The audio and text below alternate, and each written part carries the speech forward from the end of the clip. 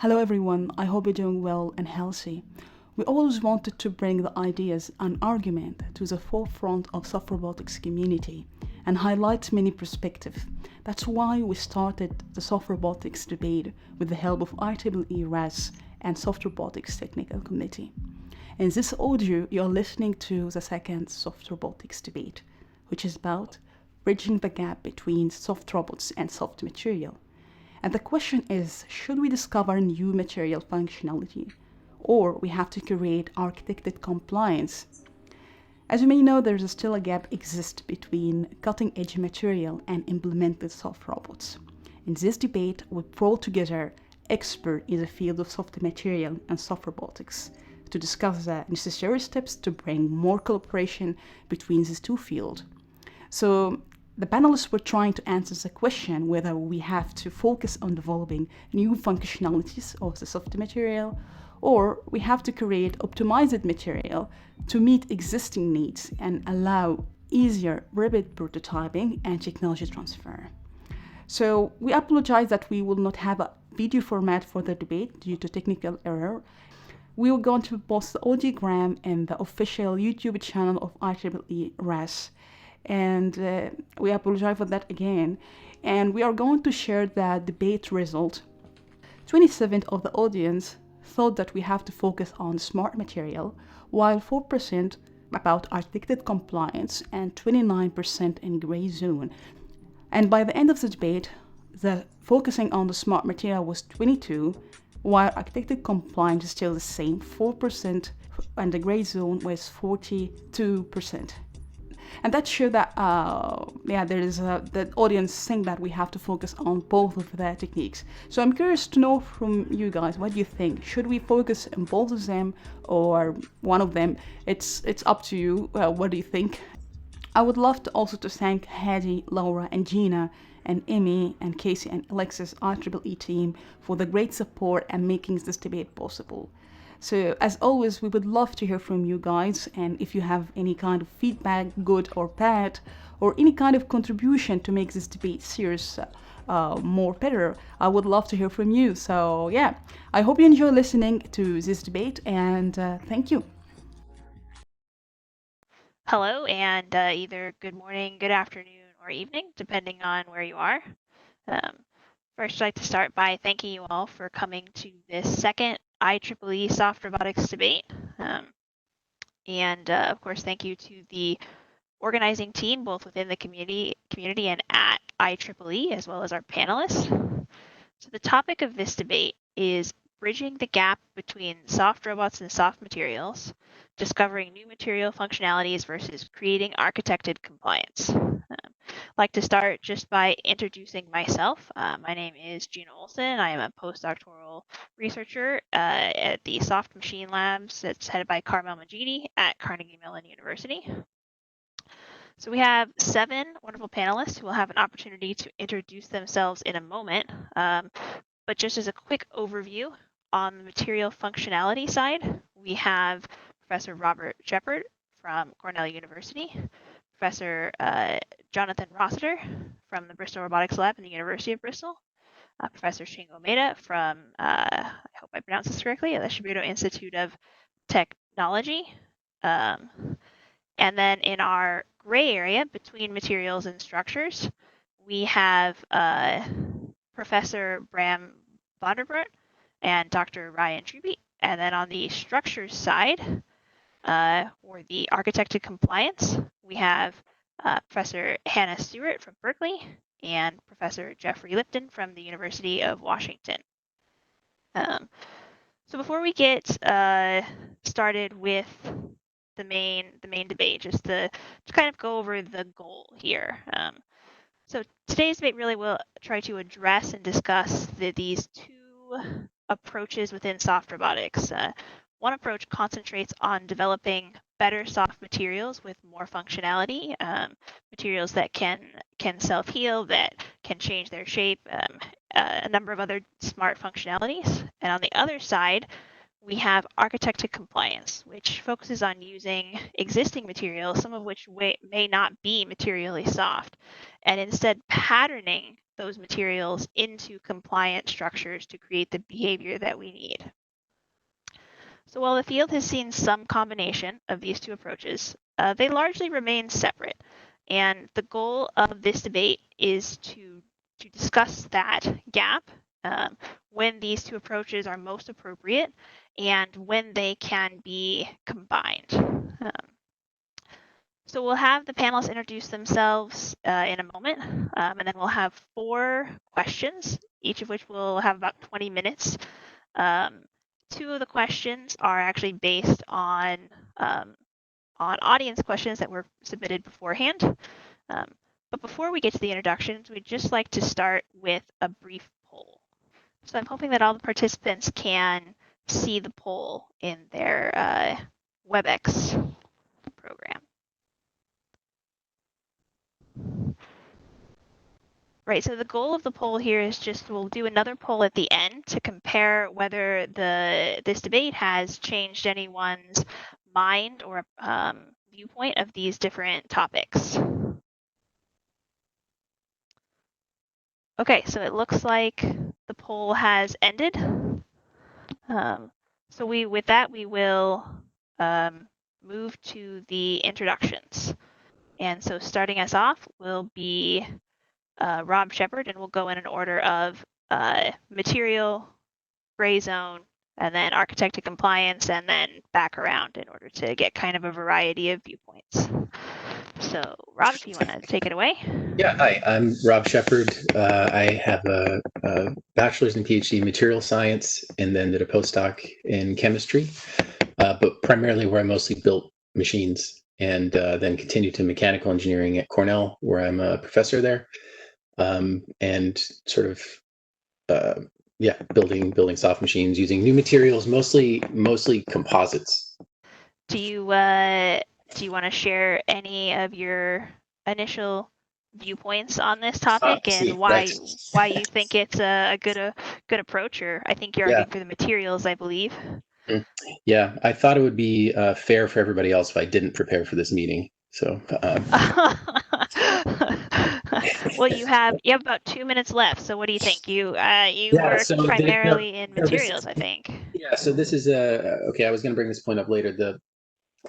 What I think is architected materials are really a macroscopic version of composites, which have somehow been termed materials anyway.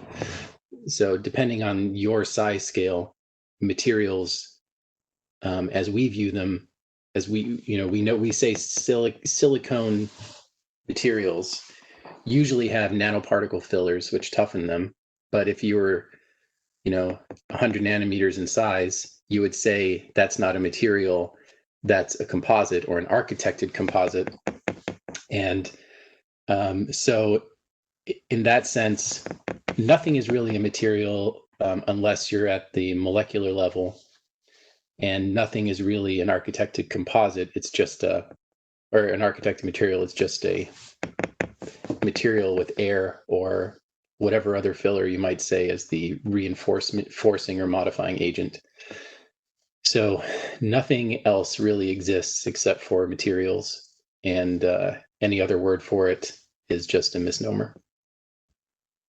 Okay, starting us off with a meta point there. It's Rob Shepard. So next we will go to Bram. Yes, so I'm Bram Vanderborght, Professor Robotics at the University of Brussels, and my group together with Professor Lefebvre counts about 50 researchers. Since our work is very interdisciplinary, we founded Robotics, so we grouped with other departments, not only from the engineering fields, but also from the social, medical, and human science, in which we strongly work together. And I'm also core lab manager in Flanders Make, which is a research center for the Flemish manufacturing industry, and that in flexible assembly. So our core research since 95, so before I was there, is on variable impedance actuators for articulated soft robots, and mostly for health and manufacturing. So we build cobots, social robots, exoskeletons, and prostheses. And so we also have a spin-off called Axillus Bionics in lower knee prosthetics. And about 7 years ago, we started with a vision to develop self-healing soft robots. So in that track, we mostly focus on continuum soft robots. And we had a very close collaboration from the very start with the materials group from our university. So in the first phase, we used what was already developed at the material side in those self-healing materials. But now we, of course, can also steer the materials developments based on the needs of our soft robots. So there is a very mutual collaboration, also very interdisciplinary, meaning that the outcomes of the materials field has an impact on the outcomes of the robotics field and vice versa. So I also don't believe that will be a winning material in self-healing, and we just submitted a very extensive review paper on different self-healing materials and families in it, their properties and how they influence the possibilities of the soft robots. And then, of course, those materials also require their own processing techniques, like we do 3D printing now, molding, etc. And then we add also extra functionality in them by adding magnetic particles or making them self-healing sensors by adding conductive fillers. And then towards the applications, we do mainly grippers, so we can cut the fingers in two and then they can heal together. And so now I'm coordinating 2 European projects, so called Shiro and Smart, which combines smart materials and then the soft robotics field. So we want to make the bridge between those two fields in those European projects, which I think has many applications in robotics, but also in spillovers in many other fields. Okay, excellent. Thank you, Bram. So next we have Hannah. Hi, and I believe that I'm in the architectured group. Okay, That is correct. You Okay. are in architected compliance. great. So yeah, I'm Hannah Stewart. I'm an assistant professor at the University of California, Berkeley in mechanical engineering. I pretty much have been in mechanical engineering all the way through from my undergraduate education through graduate and now as a professor. And I'm really interested in the design of end effectors or the support of human end effectors. So it's all about hands. But if you're not a humanoid, it might not look exactly like a hand, but basically where the robot rubber meets the road. So this could include the design of new robot hands. And so in my thesis, a lot of what I focused on was sort of designing these compliant finger joints to get this really interesting sort of digressive spring stiffness. And sort of digressive stiffness is something that is really convenient to do out of sort of how you're manipulating your materials. And so I would say that really came from sort of the geometry and how we were implementing the soft materials and the springs in our mechanisms. And then more recently, what we're doing is actually getting a little bit into sort of contact mechanics and how do we model and design skin or the thing that's touching the world. And some of our more recent work looks at sort of the different ways that you get lubrication when you're contacting silicone skin with a slippery surface. So imagine a dishwashing robot. And we had sort of some interesting conclusions around wanting to have really large patterns rather than only focusing on sort of micro patterns at that contact. So we're dealing with sort of this compliance and materials question at a larger scale, so the whole robot itself, and then also where the contact is happening. You know, I kind of view materials as an awesome area where we can keep pushing the boundaries as to what materials can do. But ultimately, there's going to be some set of parameters that we're working with. If we ever want to go outside the bound of what our set of materials can do, an approach to do that is through architecture. How are we actually implementing it in our machine to get different moment arms, different mechanical advantage on that material as we pull on it? Or push on it. And sort of the one thing that I've been thinking about a lot in terms of these soft materials is sort of their intermediate stage. So I think it's easy to think about, you know, materials once they're in their final form factor of your robot or device or whatever it is. But what are the intermediate stages, and how does that go into the manufacturing process, and the actual realization of your mechanism can have really profound impacts on what you can do with it and how you can architecture it. Okay, thank you, Hannah. So we'll come back around now to the material functionality with Jonathan. Hi, everybody. I'm Jonathan Rossiter from the University of Bristol. I'm Professor of Robotics. My background actually is a bit varied. I started off in electrical engineer, and then I went into computer science, and then into engineering, maths, and artificial intelligence before seeing the light and coming to robots, and specifically soft robots.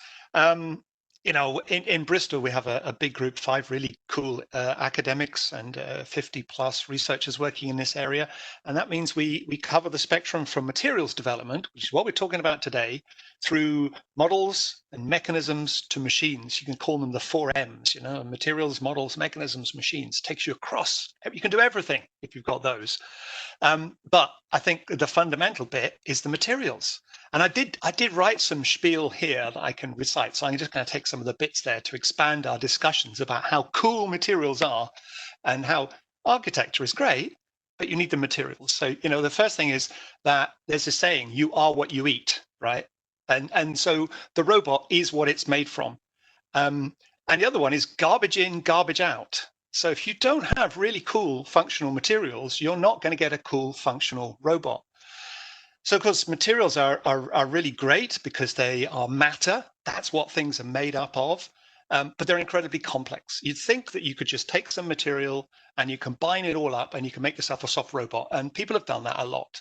But that just gets us to robots that are like the robots we've got now. What I want to see is, what are the robots we're going to see in 50, 100 years' time? You know, the kind of thing that actually us amongst ourselves probably can't even imagine.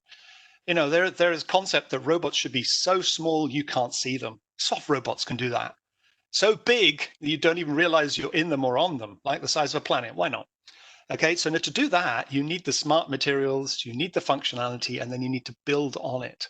And then we're going to come to really interesting notions of things like self-assembly. That's what nature uses to pull things together. It assembles things from molecules, atoms, particles, to structures and limbs and all sorts of other things. And then if you take another little bit of inspiration from nature for your materials, you think of guided design. And nature does it really well. It's got chemicals like RNA and DNA, and that guides the functionality of the materials that it creates. And with those, you can build up structures and viruses. Well, we know all about viruses, bacteria, and even complete organisms. So maybe with the materials, you've got the potential in the future to move from what is a robot, a soft robot, to a soft organism.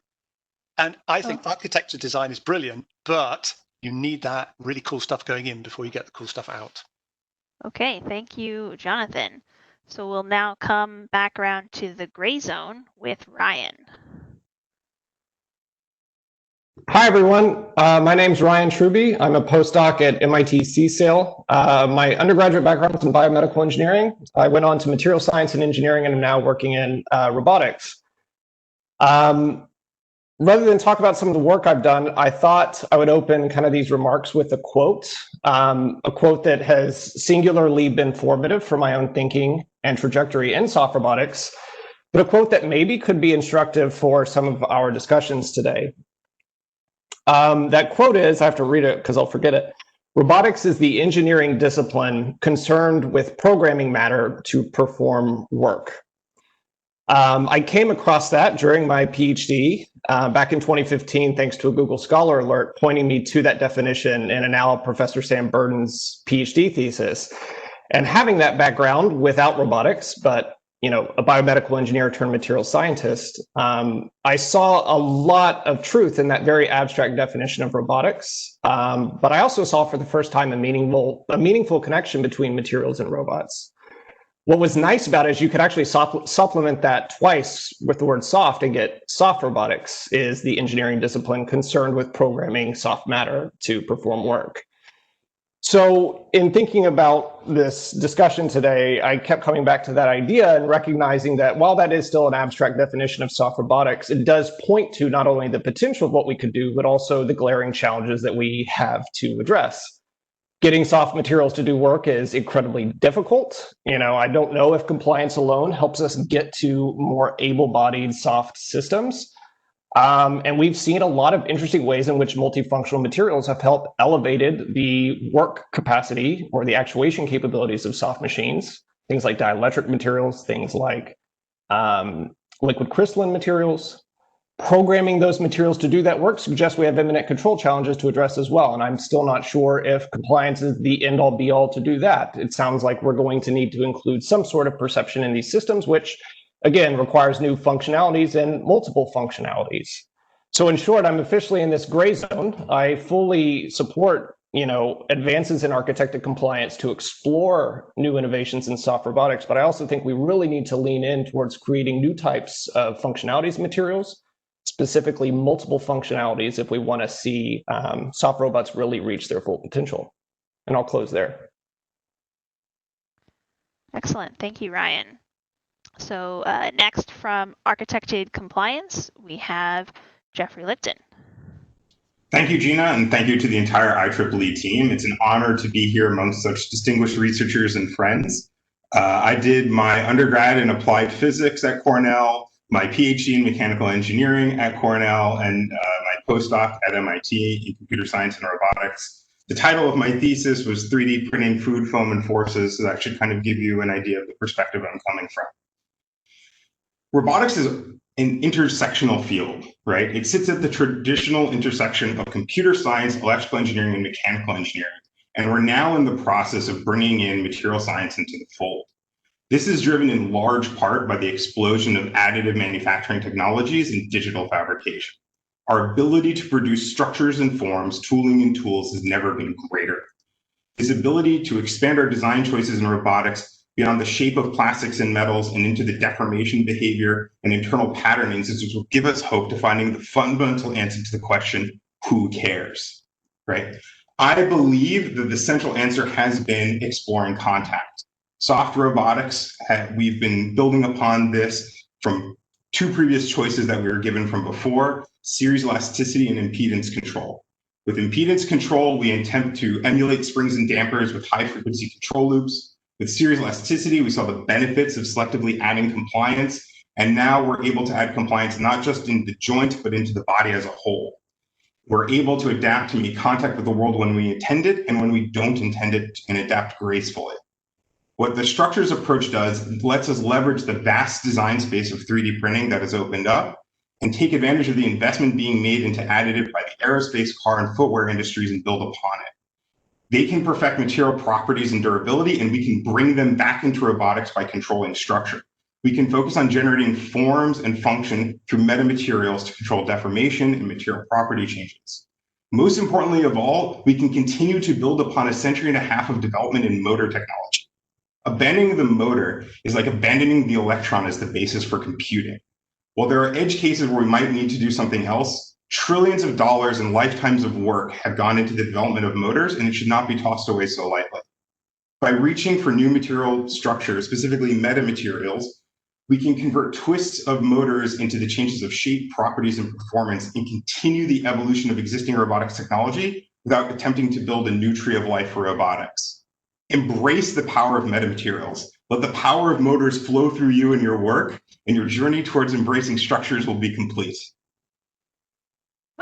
All right. Well, thank you for that very powerful argument for architected compliance.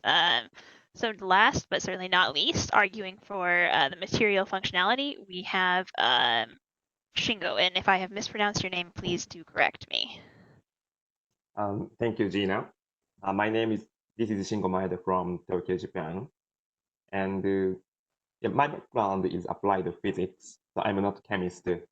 And when I was a student, I was in artificial intelligence laboratory.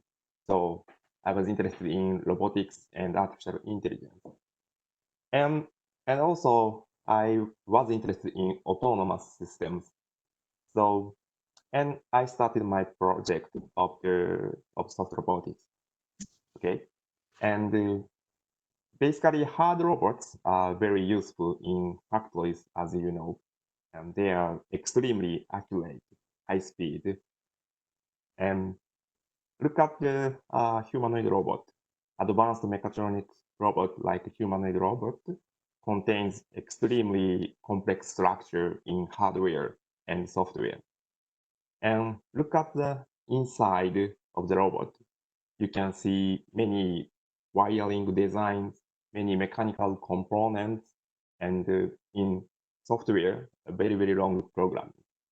I think that new direction of a machine is how we overcome the complex structure. So in industry, engineers cannot develop and inspect machines without computers nowadays. So we are now facing such complexity of machines. So I focused on soft functional materials, including chemical reactions for soft robotic designs. As you know, soft functional materials show quite unique dynamics and physical-chemical properties. So if we use these functional materials in robotic design, of course, the design strategy to make robot is not limited by the strategy of conventional hard robot. So recently, many kinds of functional materials coupled with chemical reaction have been developed, and they show very attractive behaviors like self-healing, self-motion, functional surfaces through chemical reactions or physical interactions. I think, I believe soft functional materials might be able to be beyond silicon and metal in machines. So that's all. Okay, thank you. So now that we have met all of our panelists, let's proceed to the first question. So I think that we've heard points that kind of hint at this, but materials development is obviously critical to engineering. Without it, we wouldn't have most of the materials commonly used in engineering today. So while I think we can all recognize its importance, I am curious if we all agree on what materials, smart or otherwise, are actually needed for softer compliant robots. So the question here is, to those in materials development, what new materials do you think soft robotics needs? And to those that focus on architected compliance, what new materials would enable you to create new approaches or significantly improve on old approaches? This is kind of an open one, so is there someone who'd like to go first?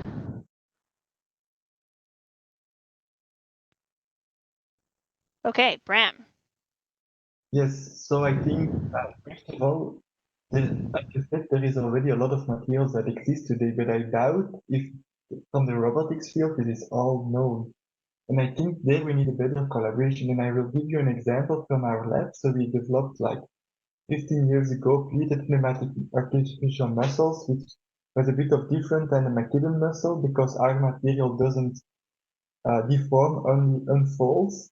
And then we needed fibers and a membrane and fit that in an aluminum end fitting. And then we used epoxy.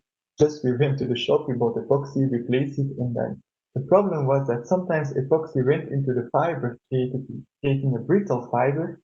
And then after a few times folding it, it broke. So you had gases and the muscle started to leak.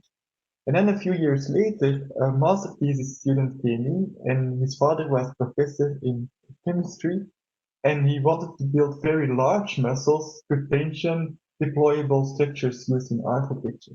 Then he said, "You're just using the wrong epoxy." And in his lab, he made epoxy with elastic properties that much better fitted the application than we went just to buy in the shop the regular epoxy. So I think this transfer of knowledge is needed. On the other hand, I think also new materials are needed. And so when in Europe there was the idea of the flagship proposal, and also the robotics field entered with the Robocom initiative, but we never got it. And there I had to make a vision of how research should evolve in actuation, and I made 3 proposals, and one is using series parallel elastic actuation. So in our muscles, we not have one actuator, we have thousands and a few for the eyelid, for example, and and mainly for big muscles. And that became my ERC grant. Then I also suggested self-healing materials, which is now the 2 European projects I coordinate. And then the last one, I think is maybe a bit outside this, but in general is avoiding rare earth materials. So for example, in our electronics and sensors, we use dysprosium and an example gold. In our batteries, we use cobalt, and children in Congo need to mine it. Wars are fought for it. Our motors use neodymium and so on. So how can we produce systems like from the materials we humans, plants, and animals are built, which are not such a rare earth materials and are much easier to bring in a sustainable life cycle? I think that will be very important if we want to have those mass robots in the future, that how we can recycle, how we can reuse materials in a very sustainable way.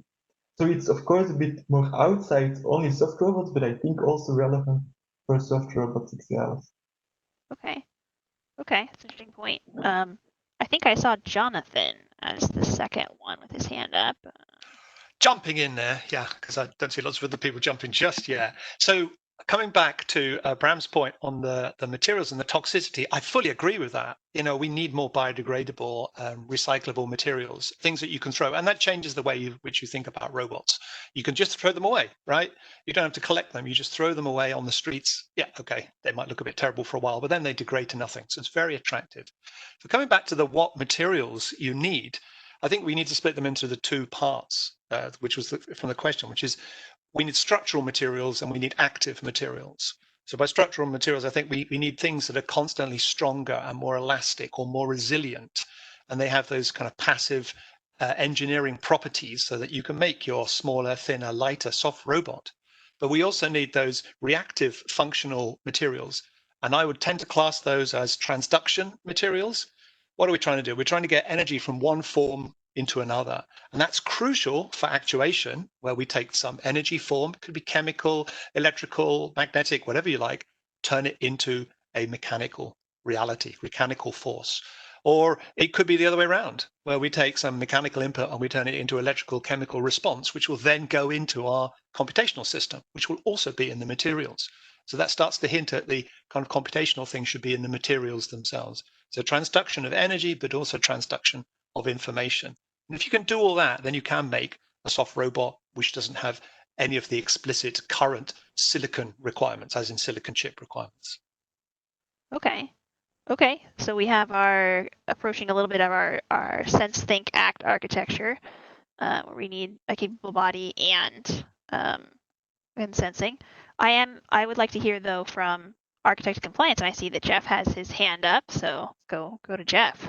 Sure. So I think before we can really say what materials we need to say what we're trying to do, right? It needs to be driven from a problem statement of what's the thing you're trying to solve. So just generating new sensors, just generating new actuating materials isn't necessarily good if we don't know exactly what's the problem. And for soft robotics, I think we've been exploring grasping as a really major approach. We've done a lot with locomotion, but we really need to start thinking about how can we really expand the set of what we're capable of, and then back down to last case scenario, how do we innovate new materials, right? Innovating new materials in this context should really be something that flows from the problem because no other material is there to solve that problem in that particular case. And I think there are problems like that that exist, right? So one thing we need to do is we need to kill off the steel cable, right? Like we all like to focus on muscles and how great they are as an actuating platform. But really what we need to focus on is replacing the tendon, right? The human tendon performs way better than the cable-driven robotic arms we're able to produce because they're more durable, they last longer, right? The greatest example of a successful cable-driven robot arm is the Da Vinci surgical robots, and they have to be replaced every 5 times because the cables wear out. And so solving these kind of fundamental practical problems will have immediate impacts in robotics, immediate impacts in industry, and it's driven from the problem statement given to us from outside of robotics. Okay. I wonder if we could hear from someone from the gray zone. Actually, I think Ryan might be a good one to talk to this based on his opening statement. Yeah, no, I mean, I was thinking about this question, and Jeff hits it, right on the head. A lot of what we're talking about is what new materials do we need is so application specific. It is so system specific that I don't think there's a general answer towards what materials do we need. In my own thinking, I like to think about ways in which, we're not necessarily working on externally field driven materials for soft robots. Obviously, they have their place, but I think that when we think about where we can go with soft robotics, I think this also might speak to one of Jonathan's earlier points, is we should be thinking about ways of transforming materials into more living machines, things that actually behave and act like living organisms. If you want to think about creating new materials, and this comes back to another point that Jeff brought up, is you might not want to just think about an actuator on its own. You might not just want to think about new types of sensors on their own.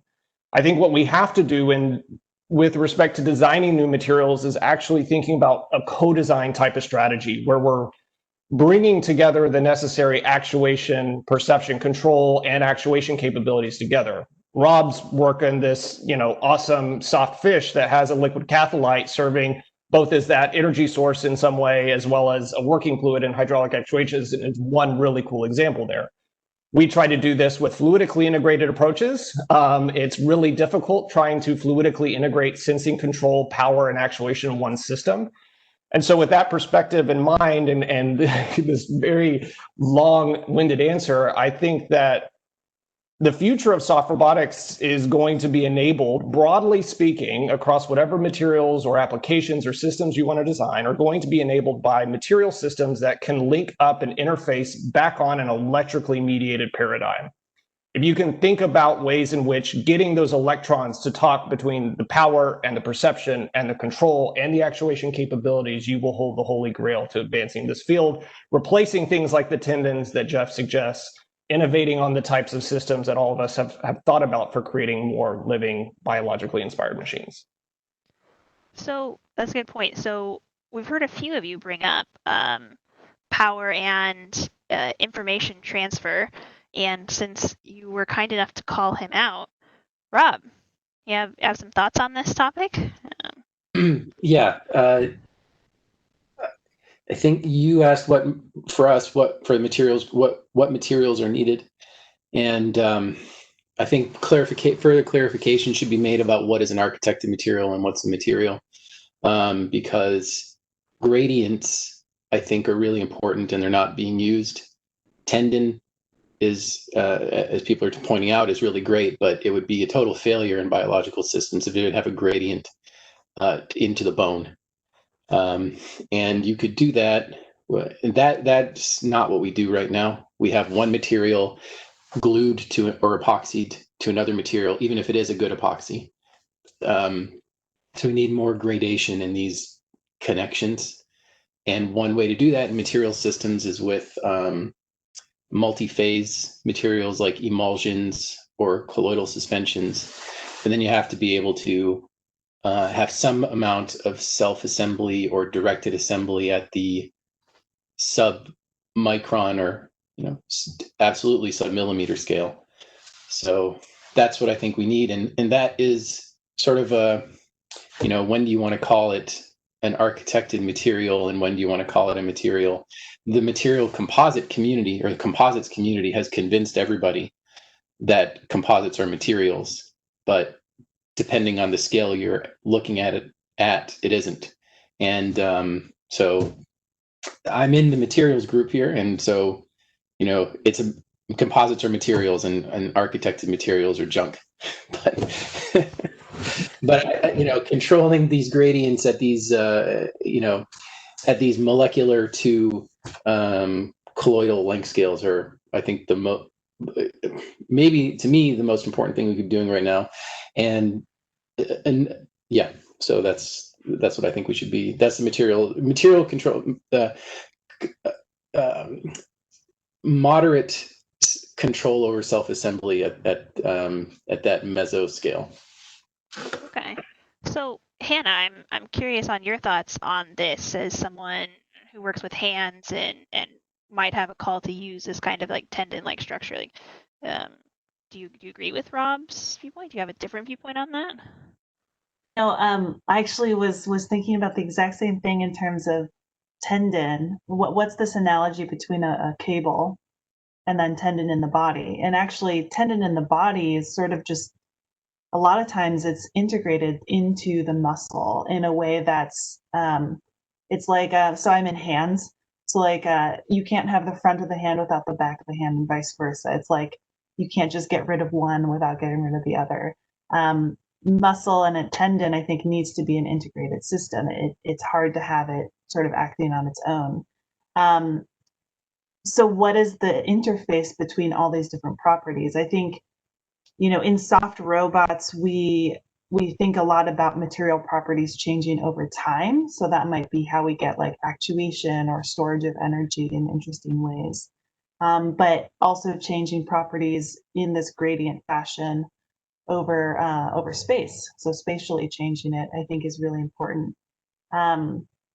If we think about the skin, you know, the front and back of the hand actually has really, really different skin for sensitivity purposes, for proprioception, for attraction, so that we don't tear the skin on our palm, but we have a lot of stretching to go over our knuckles on the back.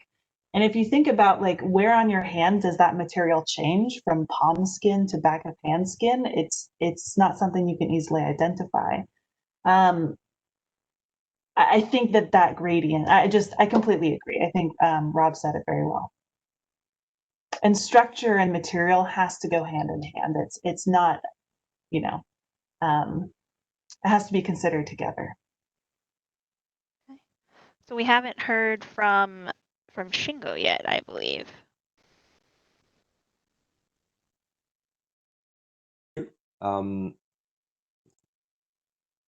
Okay, so I agree with some point about the interface of soft robotics. So already people talk about these things in this session. And what I want to say is that, so for example, if we think about the elastomer-based actuators and the sensors, this is kind of rubber. So and sometimes we can use glue or adhesive tapes. It's easy to assemble. I'm talking about that from the point of view of making process and macroscopic scale. And if we think, when we think about the hydrogels or wet system, and we have to take care of the interface between components. So for example, we have to think about the physicochemical property of functional materials. So, and if we think about the connection between electric circuit and functional materials, so how do we combine these two different components? And I think we need more smooth adhesive technologies between two different properties. So, and yeah, so which means that we interface is very important among materials. So some already you are talking about this point in the biological things. It's quite difficult to realize this kind of materials indeed. Of course, very small scale, sometimes there is some self-assembling method or but inspired from nature. But in macroscopic scale, we cannot use physical interactions. So it's quite difficult. So yeah, that's all. Okay. So we've heard, I think, if I'm kind of two themes here, we have these gradients and interfaces. And so I wonder if I just pick on Jonathan a little bit. What's your thoughts on this? Is this something that you're looking at the moment? Is this something that you see in your grand view of material robotics? Yeah, absolutely. I mean, this is a great challenge, and Rob articulates it really well. And this is something we are looking at a lot. In fact, somebody's just given us something like $8 million to look at this problem of graded stiffness inside the body and artificial tissues in that area. But I think this thing that Rob raised and then Hannah talked about in her example with the hand was a really good one, okay? Because, and Shingo touched on it as well with regard to the self-assembly, because we always think as materials people, if I'm a materials person, that self-assembly is going to solve everything. But that wouldn't solve this problem, I don't think. So there's another system that's at work here, and that's that guided assembly, as I was talking about before, which is like the DNA, RNA, whatever you want to call it. So I think there's kind of two grounds: this architectured intelligence, which we could design as people, the kind of where self-assembly doesn't work, and then there's self-assembly, which kind of does work at a small scale, and we need to bridge that gap. And there's probably some notion of guided assembly, which isn't us by hand designing it, but getting a machine to do it. Maybe then you start to think about a robot which will actually build the robot at that middle ground, that scale. Okay. I think for the sake of time, that we'll move on to the next question, but it happens to be, I think, a little related to some of the points that were brought up, particularly with thinking about the transduction point that Jonathan brought up. So our second question is, a common definition of a robot is a machine that can sense, think, and act. So if we take a holistic view and assume that our ultimate goal here is to produce functional and useful soft robots, what are the implications of these two approaches on all aspects of a robotic system? So particularly beyond the raw capability for action, how is control, either model-free or model-based, sensing, and how are behavioral selection algorithms aided or impeded by the creating these new soft materials or architected compliance?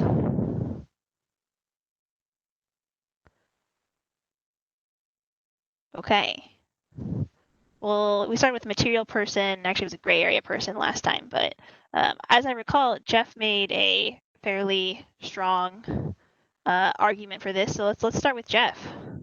Sure. So let me begin answering that question by answering another. I swear I'm not dodging, but Rob brought up this point, which is what is a material versus what is an architected material, what is a composite, right? So I want to give an example just for clarification's sake. This is a handed shearing auxetic. You twist it, it expands, right? It's made out of Teflon, but it could be made out of nylon. It could be made out of polypropylene. All you need is the pattern structure, right? So the pattern is something fundamental that is decoupled from the substrate atoms it's made from, right? And it goes across scale. So this is what really something about architecture that is independent of the material itself, and that the bringing together of it into a form is separable. And the architecture of that structure and how that structure will transform can be something studied in and of itself. So I think there is the potential for decoupling of that question.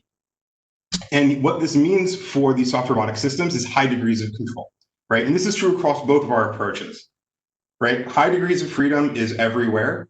And what I think we're fundamentally doing is we're trading off the complexity of a model, if we wanted to model the whole thing, for how fast we have to solve it, right? By going soft and squishy, by going to these deformable substructures, we're really bringing down the frequency response of all of our materials. So you don't have to have these kilohertz control loops trying to do everything. And we can start thinking a little bit more like humans, which operate in the 10 to 1 kilohertz control range, right? The fastest drummer in the world only drums at 1 kilohertz, right? That's how many beats per second they can, or actually no, beats per minute, right? So they're even slower than that. So we can go much slower with our processing and go much more in depth by going to these architected or compliant based material systems. And that's really what we're trying to explore.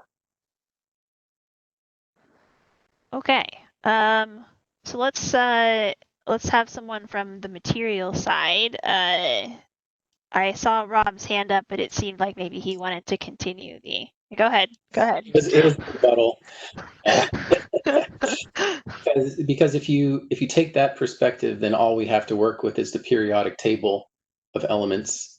But silicon bonded to oxygen is the basis.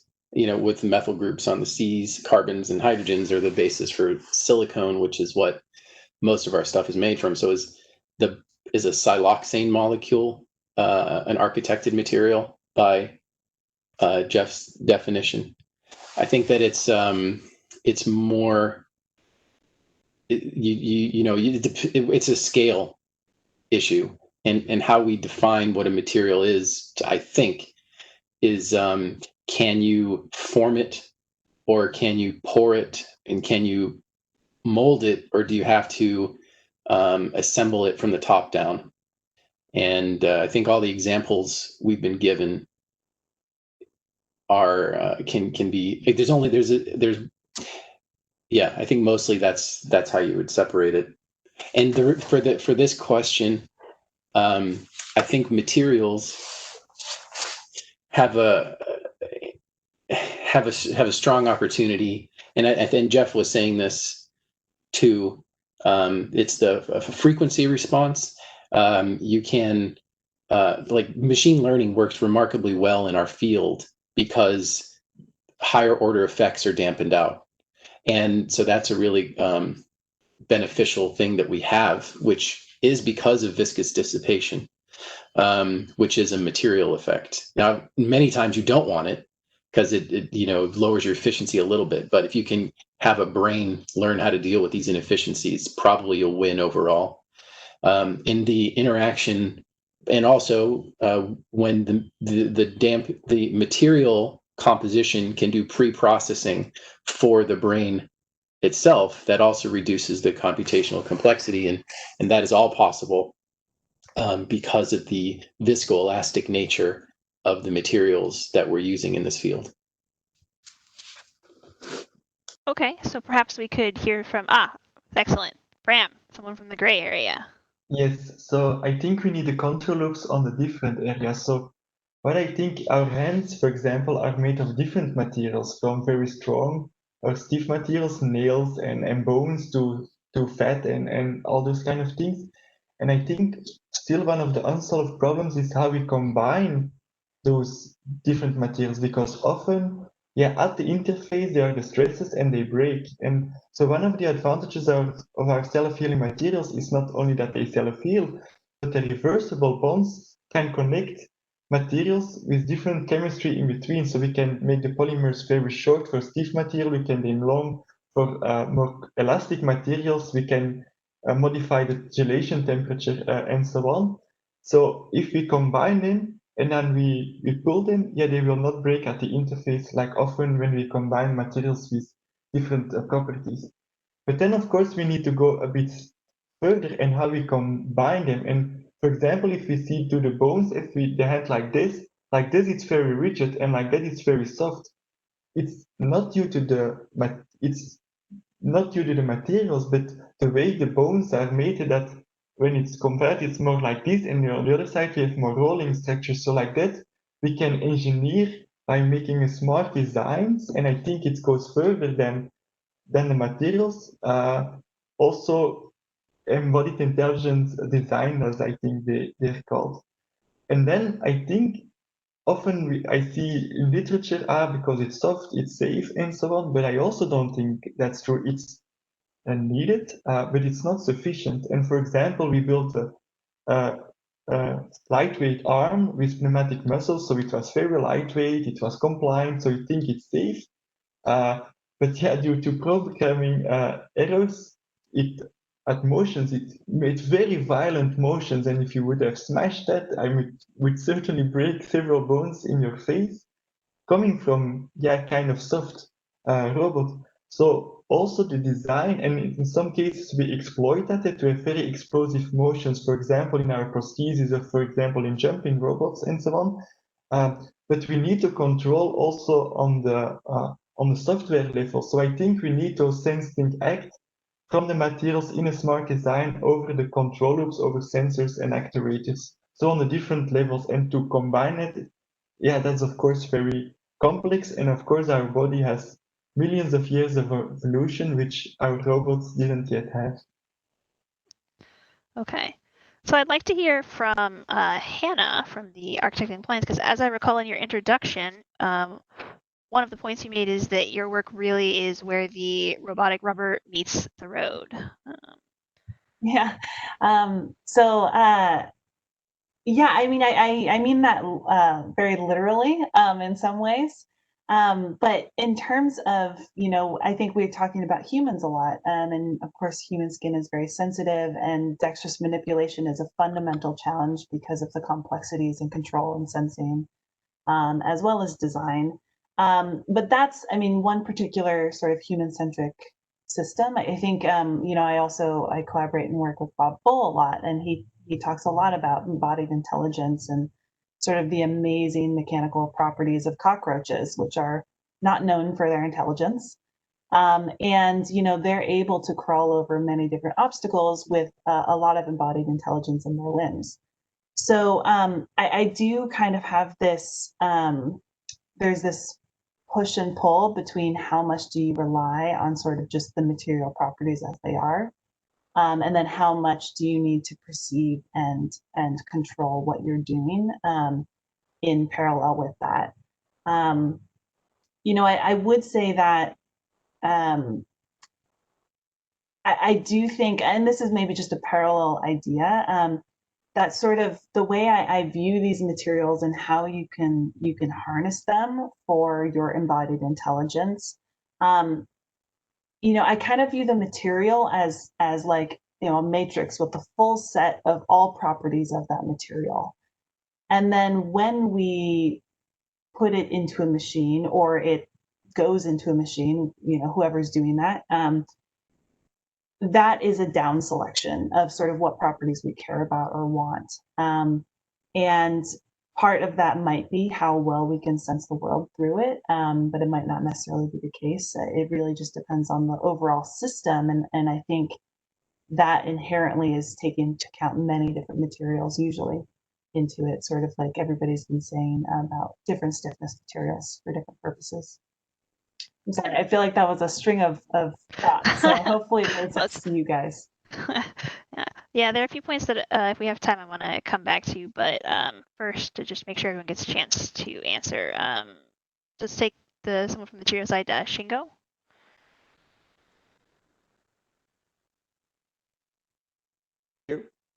Okay, so for example, so if we think about the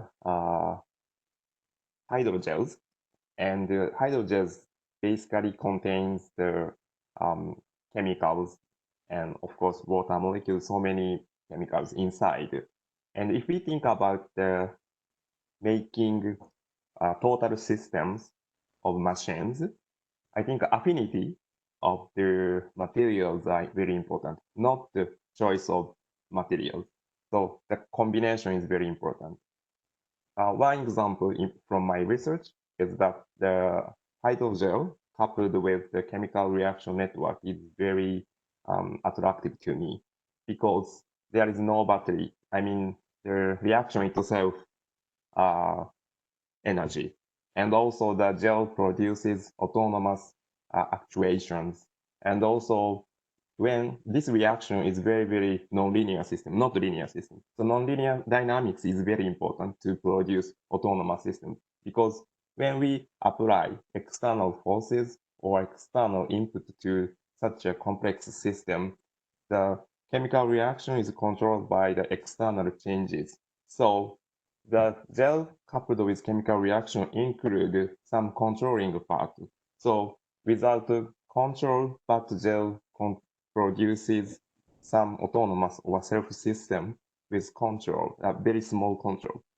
And of course, difficult point is that understanding the such nonlinear dynamics is very difficult.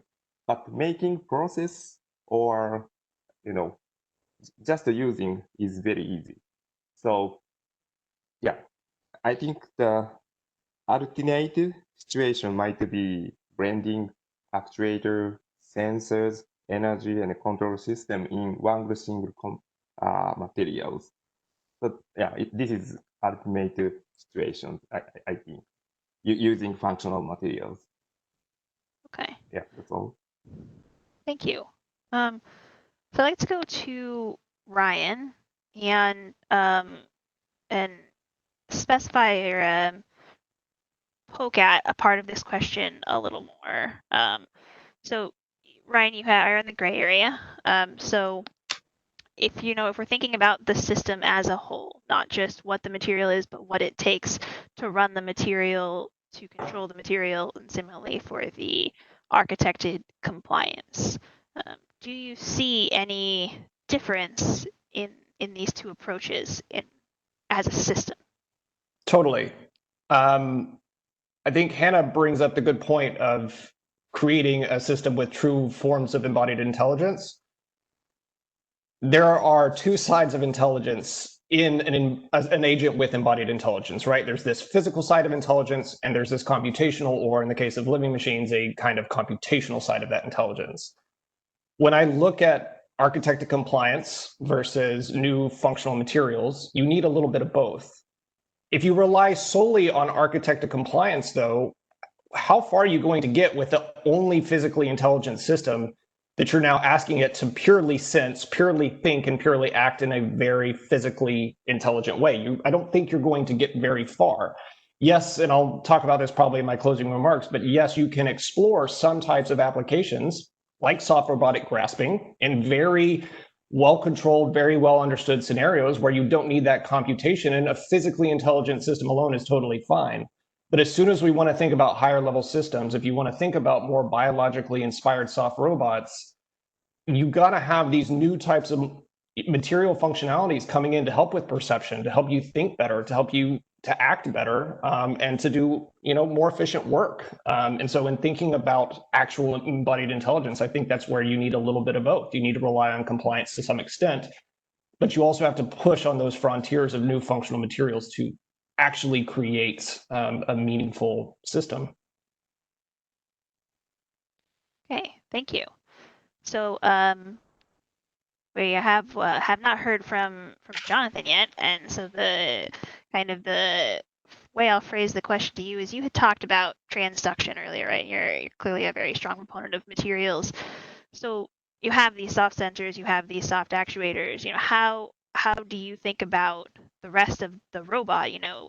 Communicating information, and particularly and power delivery. Mm-hmm. Yeah, and control as well.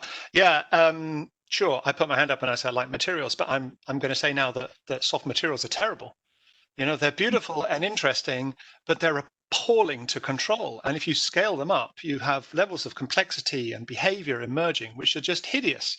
So that's when you turn to experts like Hannah and Jeff, who can do the architecture functionality to make a reality of a bigger system. And that's, in this example of a hand that we have, that's exactly what we've got, right? We've got soft materials and the endoskeleton, which brings it all together totally. But I might turn around and say, yeah, but I could make, as Shingo was pointing out there, it could make a completely soft system, which has got actuators, sensors, and the kind of oscillations that Shingo develops in a system, and just let that run. And the thing is that that's going to work sometimes, and it's not going to work other times. But I'm quite happy with that. Okay, and there's this phrase that people have been using recently, that perfection is the enemy of the good. And I think some of us who are happy with soft, imprecise systems should just embrace the fact that we can make them, generally speaking, they're going to work, 90%, 80% of the time, 10% of the time they fail, but I don't really care, provided that they do what I want. Either it's cleaning chewing gum from the streets, or it's helping me get out of a chair because I'm feeling a bit lazy, or whatever.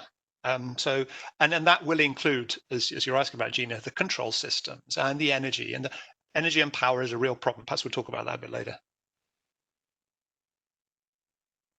Well, as it happens, we have about a minute left in this, so I think I'll just press on you a little bit more. Power delivery. This is something I've struggled with. You have any thoughts on that? Yes, I hate it. If only we could solve the problem. So the human body, nature is brilliant at this, because it gets power into remote places by having these structures, these fasciculated structures and so on. They're inbuilt into the body. And if you make a material which is a bulk material and you need to get energy in and out, you face challenges with fundamental physical limitations of the rates of diffusion and the scale. And of course, scale is a real issue with some of these materials.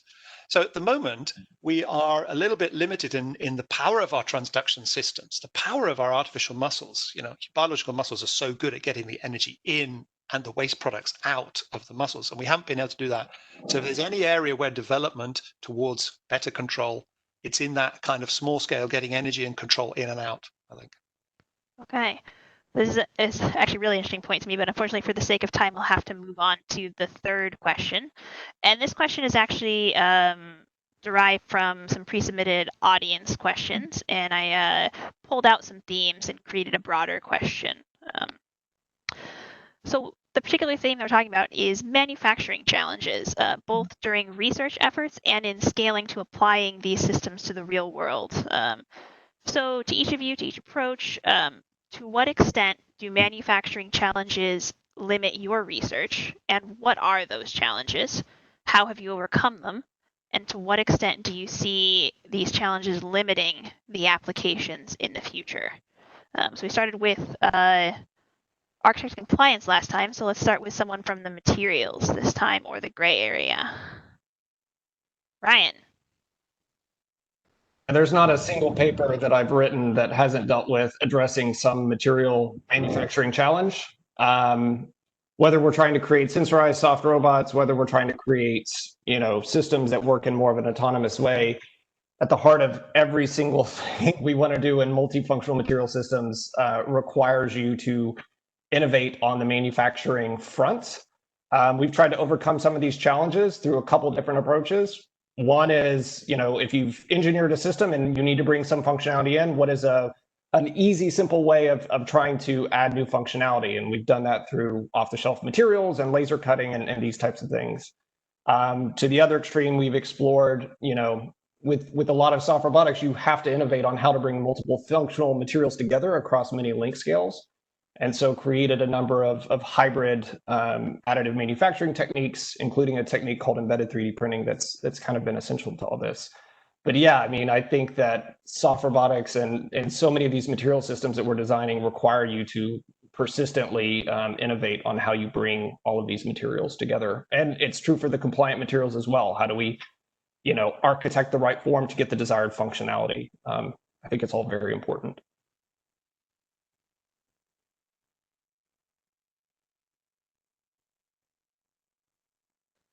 Jonathan, yes.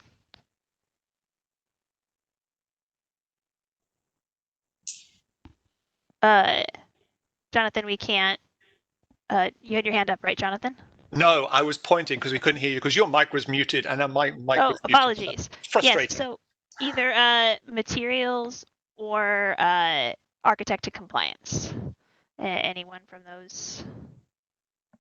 Oh, okay, I'll pick on someone. Jeff, you do origami structures, which have some very significant manufacturing challenges. Talk about experience. In kind of the beginning, right? This is a lot of what's being driven by innovations in digital manufacturing, specifically 3D printing and leveraging other digital manufacturing tools like Ryan alluded to with laser cutting. And really that's great. It is both a blessing and a curse, right? It's a blessing because you can make all these cool structures and you can pattern all these materials together and it's awesome. And it's a curse because all of the manufacturers lock down their material sets and I can't put my own little different goo. And I think Jonathan can relate to this quite well in some of his work where like you're printing something like I just want to change the base compound that's going in there and the 3D printing manufacturer won't do it. So you have to build your own machine. So I think how locked down digital manufacturing equipment is something that kind of holds the entire field back, both in additive manufacturing and in soft robotics. And then something that's a little bit specific to me is that laser cutting tubes of polymers is terrible, right? So trying to make these structures, you can use an off-the-shelf laser cutting system, but they're not really meant for high precision work. It's hard to get ones that are, and all the ones meant for high precision work are meant for metals and don't cut polymers. So building more open manufacturing tools that are more commonly shared and building ones that are based on existing technologies that are a little bit more targeted towards our application soft robotics, I think will help push the research forward and allow us to collaborate more smoothly. Okay, so could we have someone from the materials side? Okay, Rob. It's just addressing your question specifically. A bleeding edge material, that's one we're on, right? to use, it would be DNA and protein. It would be great. all these architected materials could be self-assembled from materials if they had the encoding on them to grow into these structures. But protein and DNA is very expensive. It's actually not as expensive as you might think, but still too expensive to build, you know, a 10-kilogram robot out of self-assembling proteins that are designed to grow into the organs of the robot, like whether that be the bone or the heart or the whatever. But it's cost and availability. And but if that wasn't an issue, then there's a lot we could be doing with proteins in our field. Okay, so we have a little more time in your segment here. So what about current manufacturing challenges that you have? I struggle to believe you don't have some right now, Rob. What are your biggest problems? Yeah, that would be sub-micron control over the you know, architecture of that material.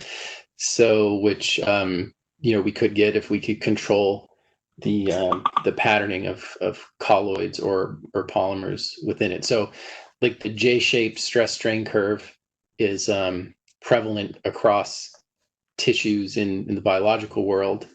That allows things to be soft and deformable, but also not damage under, you know, higher stresses than our current preferable choices of silicones or whatever, which have low, you know, high strains with low ultimate strengths. But, you know, if you pattern in buckled collagen, then you can, when you stretch it, get much higher yield strengths. And so I would like to be able to make these composites with these stiff but buckled polymers in a soft matrix. There are some chemical routes we've identified to do it. They're not easy. And in the same vein, starting even earlier than that, but having control over the nanoparticulate fillers in the rubbers we choose for optical, electrical, magnetic functionality, more done in a better way than simply mixing things together, like is, I think, the primarily how it's done in our field today, just kind of mixing it. Yeah, not carrying much control, having much control over the surface chemistry or dispersions that we're making. Okay.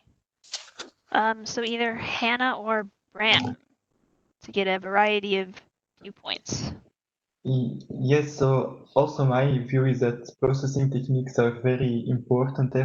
When we developed first our self-healing material, we could only make sheets.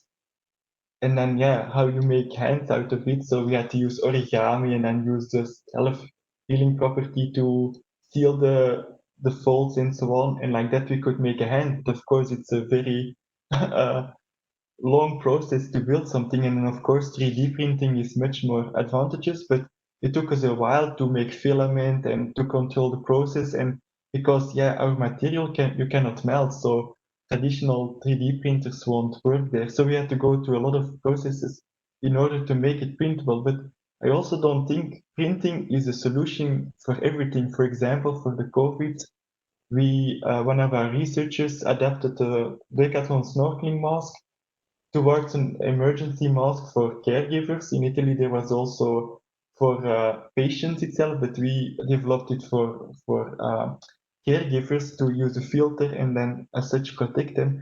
And of course, in the beginning, we just used 3D printing.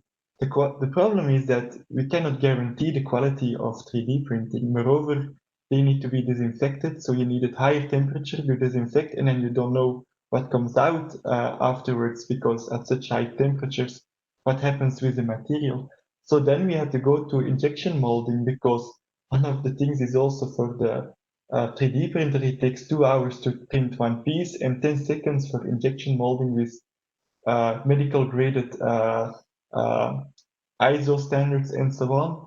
And so due to that to the injection molding, we could distribute together with the help of BIC and Eneti as a Belgian insurance company to the majority of the Belgian hospitals those technology.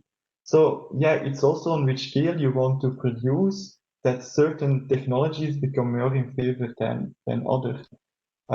Moreover, yeah, for printing, you have a very rough material. So when you want to build fruit picking robots, yeah, it can get contaminated. You have anisotropy in the material. The advantage of our materials that you avoid it. On the other hand, it's again very slow.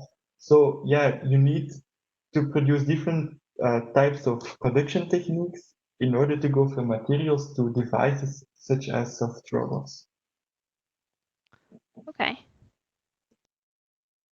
I'd actually like to hear from Shingo. You have talked in a number of the questions now about combining materials and making all soft components, and I'm curious what manufacturing challenges you have and to what extent they limit you. Okay, so in the past I had some problem about to improve the mechanical and kinetics property of the materials, and of course I was not chemist, and I couldn't design molecules. So, and I tried to find another way to make to improve the physical properties of soft material. One method is to control the preparation conditions, controlling the, for example, temperature or some other physical parameters. And then sometimes system generate the microphase separations or some very, in micro scale, we can control micro scale structure. We can control by controlling the external environment. We sometimes can control the micro scale structure. And then, for example, microphase separations inside soft materials lead to the improve the mechanical properties sometimes. So, okay, so what I want to say is that if people is not chemist, but we can control the environment of preparation conditions, and then we can control the micro scale structure, and finally we can get the nice mechanical and physical properties of soft materials. I think, and then yeah, this is one method of the manufacturing method. Of course, if we have extremely nice 3D printings that can control the very, very small scales, like molecule scales, of course, it's nice. But currently, we don't have such a nice 3D printer.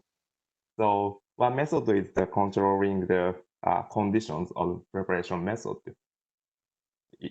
That's all. Okay, thank you. So just to have a variety of viewpoints, and I apologize, Jonathan, for having you go last. Hannah, 3D printing has been a theme. Is that something you use? What are your manufacturing challenges? So I just want to say that Shingo, I think you were right on. I think it would be fantastic as 3D printing technologies continue to evolve and get more and more sophisticated in different ways. It's going to be amazing. But today in practice, I don't rely too heavily on it. I think what we do is we view our robot as sort of a test bed. It has actuators, it has sensors, it has structure. And then ultimately, we're going to be testing likely some subcomponent or subsystem on it. And so that's kind of how we limit the complexity of the manufacturing that we need to do. We might be able to sort of manufacture the component, the soft component of interest, and then put it onto our test bed rather than creating the entire robot in one swing. And I would also say that because of the challenges that occur around adhering different materials or components, integrating things that you can't yet 3D print, like a microcontroller or things like that. And the fact that on the surfaces of these soft materials, especially if they're storing a lot of energy, there's going to be a ton of strain. I've had low success rate trying to 3D print really high strain materials. So we usually do casting.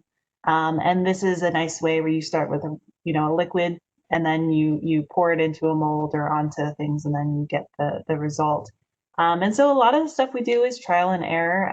We've actually recently been casting silicone onto the loop side of Velcro. It holds really well because silicone is hard to bond to things in practice. So yeah, we're steering away from 3D printing a lot just out of practicality, although that is, I think, a really exciting area for research. Okay, thank you. Yes, I have sympathy for that, having done quite a lot of casting myself. Okay, so Jonathan. I could keep it short, couldn't I? I'm going to just say yes, because we have real problems. And yeah, so I think we all of us have got ambitions, and we kind of know what our robot should look like and what we're aiming for, but we can't get to it because of this manufacturing bottleneck. You know, Rob's fish is beautiful, and our soft matter computers that roll around, right? They're all great, but they're this. I don't know how big Rob's is, this kind of size. But actually, you kind of want to make them this size and make them look beautiful and elegant. We can't at the moment. So I feel a little bit sometimes like we have the kind of color palette of Van Gogh. So, you know, we should be able to paint beautiful pictures, but we're actually using our hands on the caves somewhere in France. You know, that's kind of where we're at the moment. Unfortunately, we're the ones probably who are driving the need for these kind of maybe specialist, but maybe generalist manufacturing processes. So whenever we develop maybe a new material or something, we want to test it, the material development might take 20% of the time, and 80% of the time is trying to turn it into something useful, usable, testable. And I don't have an answer to this, but we need new methods to do this, and we have to try it ourselves. Someone has to fund us to do it. And then, of course, we have to work with those who are higher up the kind of technology readiness level to actually implement this. I feel for everybody. All right. Thank you very much. Okay, so with that, we'll move on to the last question. And this question is really about bridging the gap. So a number of new materials have been developed over the last decade and really longer than that. But the kind of the system level soft robots still seem to primarily use conventional materials and techniques. So for instance, the multiple permutation of the quadruped walker, the growing robots, all of the octopus-inspired robot arms. So I'll ask this question two ways. So to the materials people, based on your experience, what do you think is stopping or slowing the incorporation of bleeding edge materials? And to the structures people, if you have used them, what was that experience like? Was it beneficial? If there were any hindrances, what were that? And then to all of you, what opportunities do you see for structures materials collaboration? Okay, so I have had Jonathan last twice in a row now, so I think I should offer him the opportunity to go first if he cares to. Oh, that's cruel. Especially this is the one where I've got fewest notes on. Right, so this question is about taking bleeding edge materials, seems to crop up a bit, and then turning them into reality. Okay, I mean, I think we need to push more for this, and we need to embrace any kind of method that will enable us to do that. And I think we're going to have to be adventurous. So this is where I'm thinking in terms of maybe we can't incorporate these materials at the moment because we can't fabricate with them. Maybe we can't stick them together. We talked a lot about adhesives today. Maybe we can't cut or scale them, but maybe we could have other approaches we were touching on earlier, like growing or self-assembly or controlled and so on, and then getting machines to build them. And the opportunities are huge here, but we have to spread this widely. We have to talk to the chemists, the material scientists, the surface engineers, the electrochemists, or whoever else, to try to bring it all together. And then there is a potential to have our materials being more intelligent, not just when they're made, but when we're fabricating them, because that's a core part. And I think that's been touched on a little bit there. The intelligence and functionality is not just once you've made it, it's functional, but as you're using it to be made, you know, as it's being made, as it's coming together, that's where some of the intelligence comes out. Does that touch on the question, Gina, enough? Yeah, I think so. So if we get someone from either the gray area or architected compliance to give their viewpoint, Bram. Yes, so EU Robotics made a nice thing, and then it's like technology set limitations. So also the materials set limitations, and the applications drive requirements. And because there is a mismatch between the two, that is where the research should happen. Because if we don't do new research on new materials, we cannot push the boundaries on the limitations. And I think, yeah, it's again a call for a very strong collaboration between the two, but such an interdisciplinary research is often very challenging, especially for PhD students, because such research ramps up much more slowly because they're educated in one of the two and they need to get to know the other field. So in the beginning, that usually slows down the research in the beginning because the researchers need to get to know, yeah, both fields in order to take the strengths out of it and to advance the multidisciplinary field that comes out of it.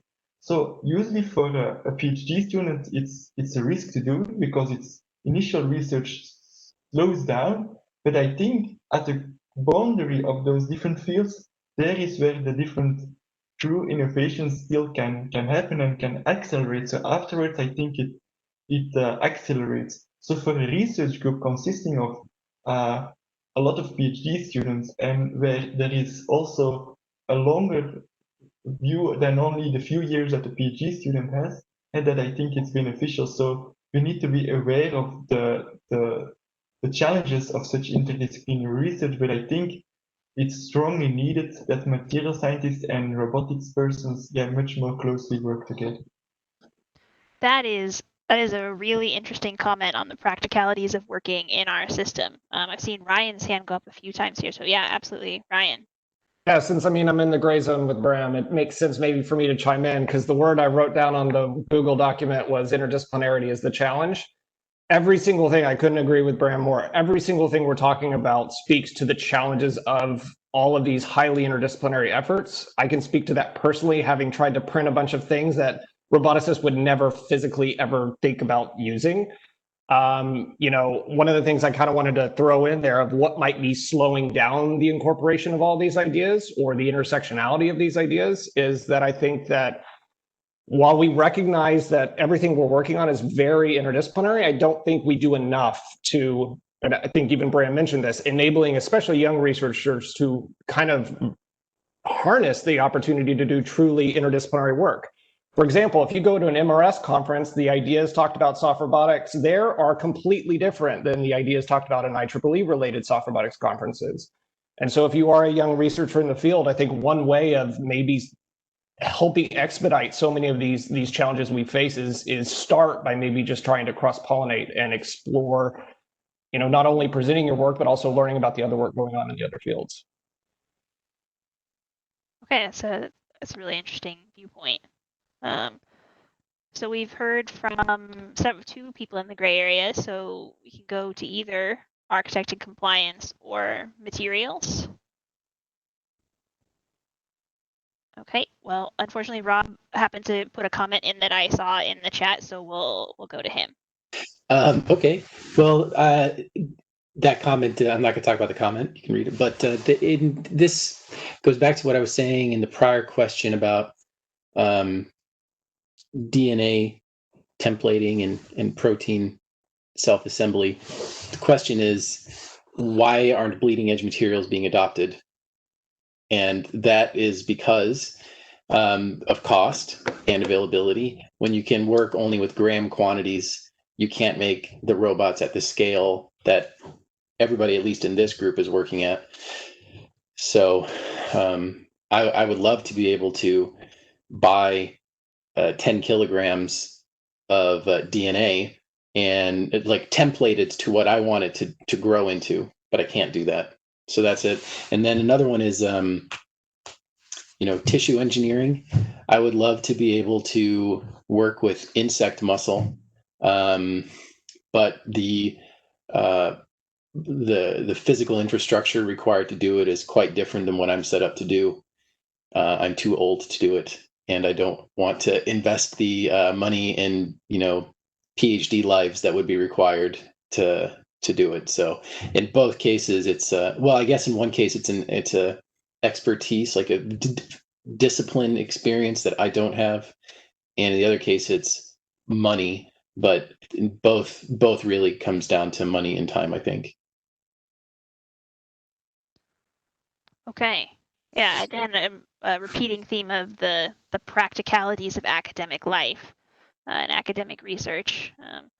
So we have not yet heard from anyone in the architected compliance group. Anna, Jeff, you both have relatively young labs, just getting started with your recruitment of students. Yeah, I definitely think that I think the practicality of educating PhD students and sort of shepherding them through their own PhD definitely has its own challenges, in that you want them to stay focused on a narrow enough topic that they can become a master in it, versus trying to take on all topics at one time. I think it would be, just personally, really fun if let's say a PhD student could then access the equipment or resources of one of these labs that's actively developing the materials. I think, sort of like Rob is saying, there's so much infrastructure that's needed to do certain things. And then even in the development of materials, it's not like, okay, you just pop out a material, it's going to be the same every single time. It's not a final product yet. So actually having a student who can access those resources and that knowledge base, it would almost have to be sort of a co-advising situation, in terms of access to resources, access to just the materials that are being produced, and then also knowledge base. So I think it sounds super exciting, also super ambitious. So that's the pleasure working with ambitious students. Thank you. Okay, so we'll go to materials to get a variety of viewpoints here, and I think that we have Shingo left.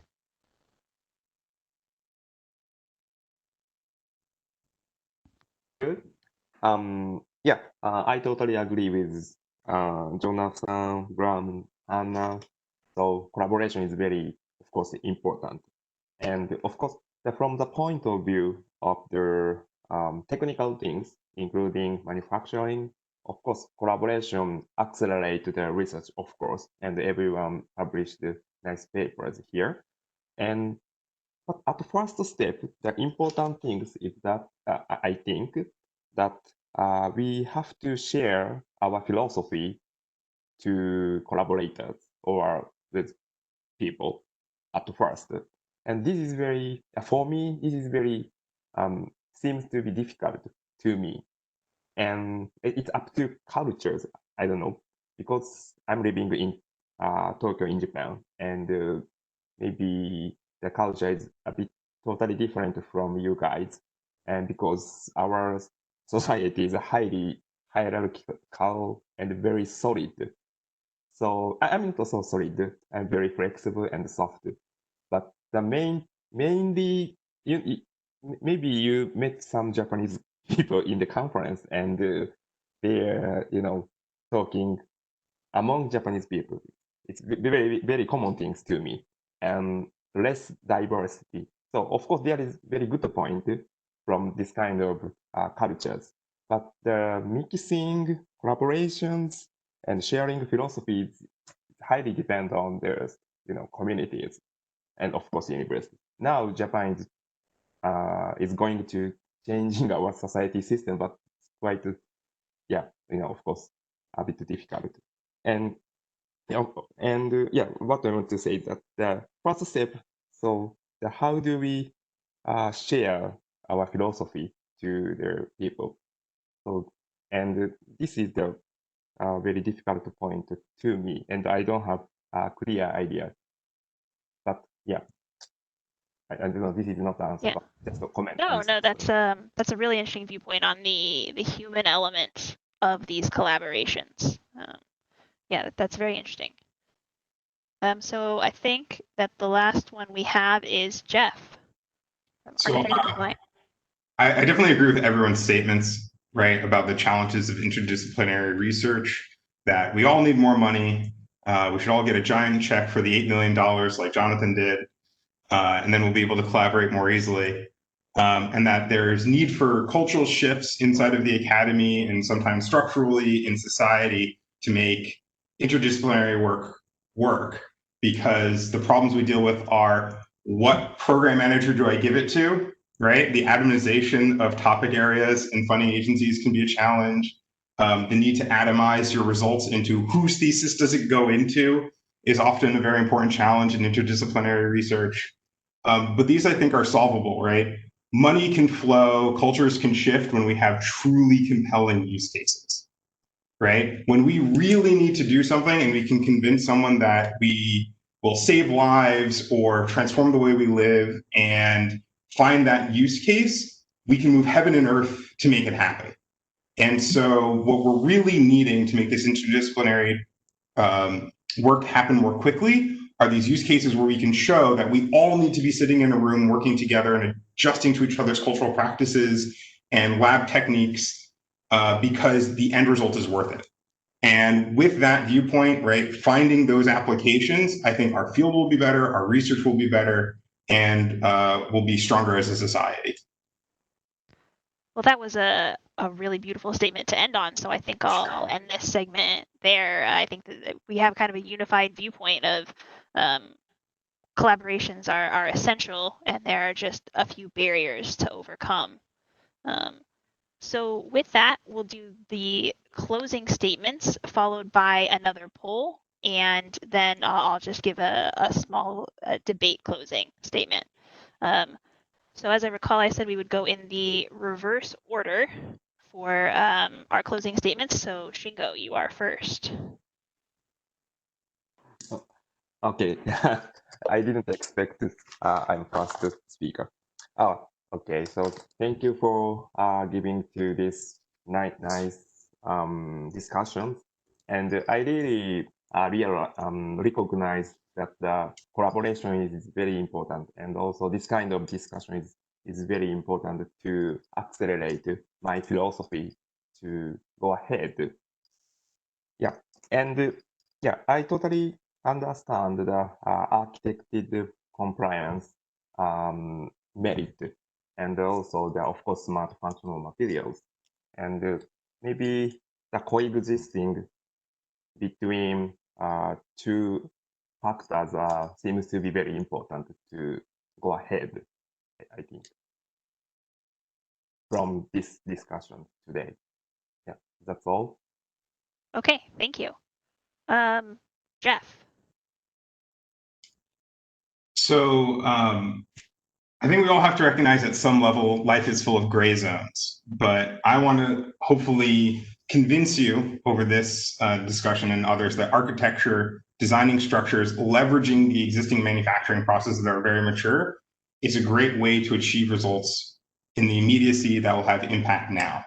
And that we need to really embrace these revolutions in manufacturing technologies and use them as the basis for building soft robotics. That new materials and transducers are wonderful, but they're going to have broad applications in society. And as roboticists, we should try to bring those things that are developed outside of robotics into it to do new things. And I think that's where we can have the most fruitful work. Okay, thank you. Ryan. So first of all, thank you, Gina, for moderating an exciting discussion. Thank you to all the panelists for giving me a lot to think about after our session today. I think in closing, I'll bring up kind of another point that I mentioned earlier. You know, again, if we think about creating soft robots, I think a lot of what we are trying to do, as Hannah also points out a little bit, is create systems with that true form of embodied intelligence, thinking about these two sides of intelligence, you know, a purely physical or a purely computational or cognitive side is something that we need to think about. Soft robots, like biological machines, which inspire so much of what we do, are material ones. And my concern with pursuing architected compliance in isolation is that it's going to keep you so close to that physical side of intelligence that it's going to greatly limit, at the end of the day, what all you can actually do. If you only explore compliance as a way to think, sense, and act, how easy are you going to actually be able to bridge back to that computational or cognitive side to do really meaningful tasks? And I can kind of allude back to the soft gripper example I talked about earlier is, the new net grippers that we all are familiar with, if they're doing some expected task like grabbing objects out of a bin or off an assembly line, that's okay that they don't have computation. Their intelligence is in fact embodied in their compliance. But as soon as we want to extend that to a different application, create more dexterous robots or other tasks, I think we're going to have to lean into new types of functional materials, and specifically materials that bring multiple functionalities together, a la advances in manufacturing. So with that, I guess I'll just, again, remind us that biology points to sort of the importance of bringing multiple functional materials together to help in everything from actuation, perception, control, and more. And I'm still somewhat in the gray zone, but very much always in favor of trying to champion and pioneering new types of multifunctional materials for soft robots. All right, thank you very much, Ryan. Jonathan. Thank you, Gina, and everybody. This has been really exciting, and I've learned a lot, and I've got some notes. I'm going to go away and think about all this. But in closing, I would like to say I really like architectured compliance and functionality. I think it's really important. With that, I could go and make a soft robot made out of diamond, right? I mean, you'd never think of doing that, but you can do that with architectured compliance. It's not a very sensible thing to do, right? I'd probably rather go back and make it out of rubbery material. So I go back to the materials. And I think that's where the hottest development is being made, making materials that are intelligent, not only in the way they're used, but also in the way they're manufactured. And Jeff made two really important points earlier, which I want to, one I agree with. One is that we should replace motors, right? Just get rid of the damn things. And that's where the cool materials come in. And the second one was, he says, we don't need another tree of life. I think we do. I think we need a tree of life of these soft material systems, right? Why not having living materials that have got their own tree of life? There you go. That's my closing comment. Okay, you're all being very concise. Hannah. Yeah, I have great points. Yeah, I also want to say thank you, everybody. This has been a real pleasure. And thank you for Gina for moderating. I think this is a discussion about soft robots. And as Ryan has repeated multiple times, that means compliance, soft compliant materials. These materials have an entire set of other properties, though. And I know that many of us have thought about these other properties beyond compliance, conductivity, heat transfer, all these different other elements. And I think that is where a lot of the really fun, exciting elements start to come in is when we expand the realm of soft robots only from the softness of the materials we're using, but also to really consider all those other potential properties that could contribute to the function of the robot. And I think that these materials can be really, really amazing, but ultimately a bulk material is going to have some set of properties. And once again, I kind of see the role of architecture as to fill in when the material itself can't carry the function on its own. That architecture is what translates or transmits. It's a transmission for our forces and other physical interactions. And so that's kind of what I see as the architecture. And I see a little bit of discussion about the diamond robot. And I think that's a great point that architecture is the way that you pull out unexpected behaviors from materials that have been designed maybe for something else. And so, yeah, thank you again. Excellent. Thank you, Hannah. Bram. Yeah, also from my side, thank you for the nice discussion. I think we can realize our dreams for combining smart materials and make more advanced soft robots, but I think we also need to devise a realistic plan to develop them and realize it's a very slow and very hard process, and that we need to go step by step. Also, benchmark reproducibility are very important aspects, and that we need to avoid overselling because that can come back as a boomerang in our face, to show and be proud of what we do, but also showing which conditions and the limitations we still face in our research. Thank you, Bram. Rob. Yeah, so I am very convinced by everybody here, and but I think that it's all necessary. The only thing I want to poke at is the definitions we're using, and that an architected material, I think, is a material, and what we're in is an intermediate point in our evolution in manufacturing. 10,000 years from now, thermodynamics is still going to be thermodynamics, but we won't have fused deposition modeling printers. So we're able to do things now by architecting the materials, as I think we're defining it here. But 10,000 years from now, the material itself will create its own shape and form in the way we want it. So at the end of the day, it's all going to be materials, even though everything we're doing is useful. Okay, thank you, Rob, and thank you to all the panelists. We will now pause for just a brief poll, and so this poll, I believe, is the same question again, and we'll just see how much of our audience has been swayed by your arguments. Okay. Do we get to see the results? Sorry. We'll just move on with the conclusion. Okay, so I would just like to take this time first to thank the IEEE organizing team, the organizers within the community, and of course our wonderful panelists for this excellent discussion. So we've heard a lot of really interesting points on both the materials development side and architected compliance. And while the debate was going on, I took just a few notes on repeating themes and key ideas. One of the themes that came out that proved to be perhaps a little contentious is actually what is a material and what is architected compliance. And it's not clear that actually that there is a accepted definition for that. The second point that came out that seemed to be a repeating theme among most of you actually was the importance of gradients and interfaces between hard and stiff materials or even soft materials of different types and hardness. You really can't have a soft robotics debate without talking about manufacturing challenges because of the importance of it to all of us. And certainly you each talked about some interesting manufacturing challenges, but I noticed that one of the themes is 3D printing is both a really powerful tool and something that actually still needs a lot more development to become useful to all of you.